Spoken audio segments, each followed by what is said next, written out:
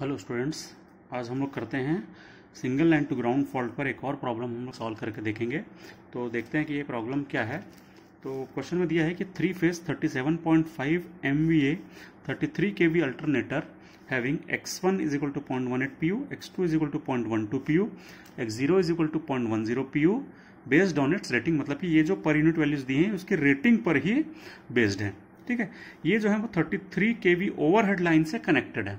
ठीक है, और लाइन का जो रिएक्टेंस दिया है पॉजिटिव सीक्वेंस और नेगेटिव सीक्वेंस जो दिया है वो 6.3 ओम दिया है और जीरो सीक्वेंस दिया है 12.6 ओम दिया हुआ है पर फेज पर। ठीक है, और single line to ground fault आती है कहां पर? Remote end of the line पर, मतलब लाइन के दूसरी तरफ में आ रही है। एक तरफ जनरेटर कनेक्टेड है और लाइन के दूसरे एंड पर एक single line to ground fault आ रही है। ठीक है, तो क्वेश्चन में दिया है कि जनरेटर का न्यूट्रल जो है वो सॉलिडली ग्राउंडेड है और कोई भी फॉल्ट का इंपिडेंस चूंकि नहीं दिया हुआ है इसलिए हम मान लेंगे कि ZF इज इक्वल टू 0 है।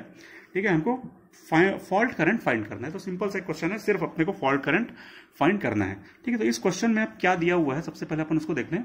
तो जो रेटिंग दी है वो 37.5 MVA और 33 kV है और इसी रेटिंग पर बेस्ड ये सारे पर यूनिट वैल्यूज हैं। तो इसका मतलब है जो बेस वैल्यूज होंगी तो बेस MVA हो जाएगा। यदि हम इसकी पर फेज निकालेंगे तो 37.5 × 10⁶ डिवाइडेड बाय 3 ये हो जाएगा इतना VA। और यदि बेस वोल्टेज अपन निकालेंगे तो 33 × 10⁻³ अपॉन √3 पर फेज बेसिस पे इसका बेस वोल्टेज हो जाएगा। तो हम यहीं पर बेस करंट भी निकाल लेते हैं क्योंकि लास्ट में हमको निकालना ही पड़ेगा। तो बेस करंट क्या हो जाएगा?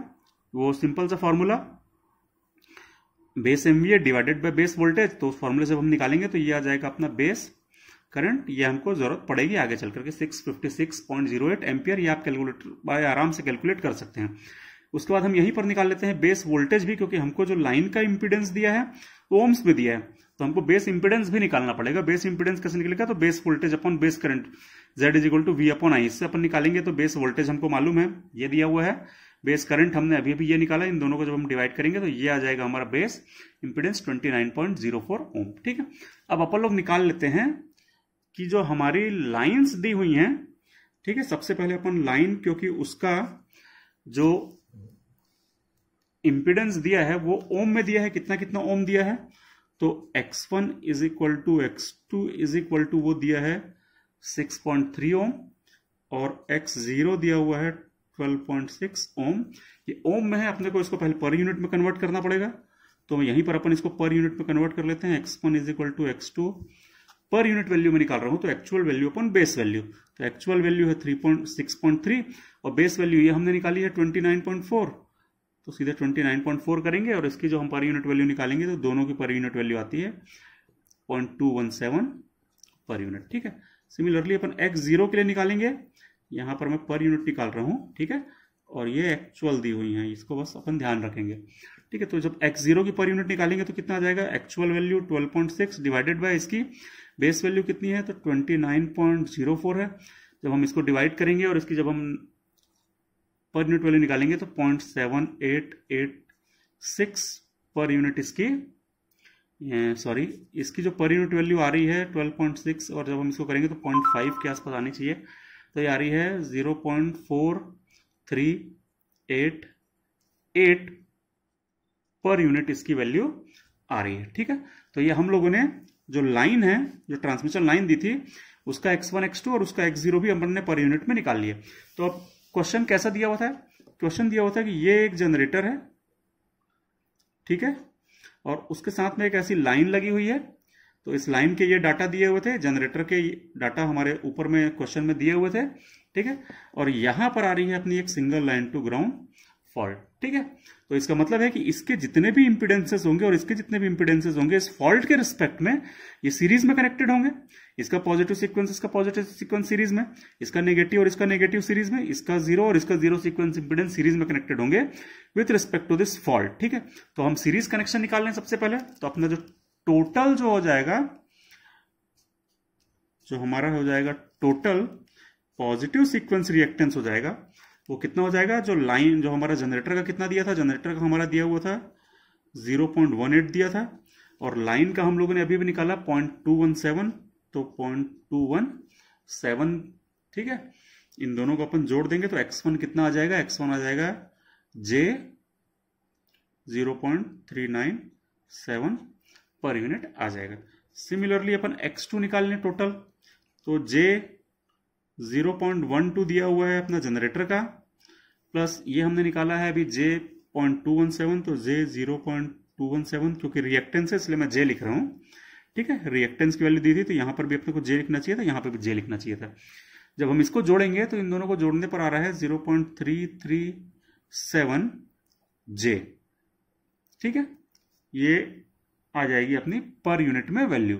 सिमिलरली अपन जब x0 निकालेंगे तो x0 की वैल्यू जनरेटर की दी थी J 0.1 प्लस J, इसकी हम लोगों ने निकाली अभी अभी कितनी 0.43, तो J 0.4388। जब अपन इसको पूरा जोड़ेंगे तो आ जाएगा J 0.534 आ जाएगा इतना पर यूनिट में। सारी वैल्यूज हमारी आ जाएंगी, सारी पर यूनिट में आ गया। अब हमारे पास आ गया है टोटल रिएक्टेंस, पॉजिटिव सीक्वेंस का, नेगेटिव सीक्वेंस का और जीरो सीक्वेंस का टोटल रिएक्टेंस आ गया हमारे पास। अब single line to ground fault में एक फॉर्मूला है जिसके हिसाब से अपन जानते हैं कि IA1 is equal to IA2 is equal to IA0 होता है, और उसका फॉर्मूला होता है EA upon Z1 plus Z2 plus Z0। तो E की वैल्यू जो है, क्योंकि हमारा जनरेटर जो है वो रेटेड वोल्टेज पर ही ऑपरेट कर रहा था, इसलिए हम लोग E की वैल्यू रखेंगे 1 एंगल 0, क्योंकि E को हम रेफरेंस भी ले रहे हैं। तो अब हमारा फॉर्मूला हो जाएगा 1 angle 0 divided by x1 plus x2 plus x0, जहाँ पर अपना जो x1 plus x2 plus x0 था वो क्या था, तो वो था हम लोगों का देखिए टोटल x1 x2 और x0, जिसमें हम लोग जनरेटर और लाइन की रिएक्टेंसेस को ऐड करके लिखे थे। तो वो हमारा हो जाएगा 1 upon 1 angle 0 divided by x1 plus x2 plus x0। Value आ रही है IA1 is equal to IA2 is equal to IA0 is equal to 0.7886 आ रही है। उसके बाद हम लोग जानते हैं कि जो हमारा IA होता है वो होता है 3IA1, तो अपन सिंपली कुछ नहीं करेंगे, बस इसको 3 से मल्टीप्लाई कर देंगे, और 3 से जब इसको मल्टीप्लाई करेंगे तो ये जो हमारा IA आ जाएगा, ये हमारा आ रहा है -J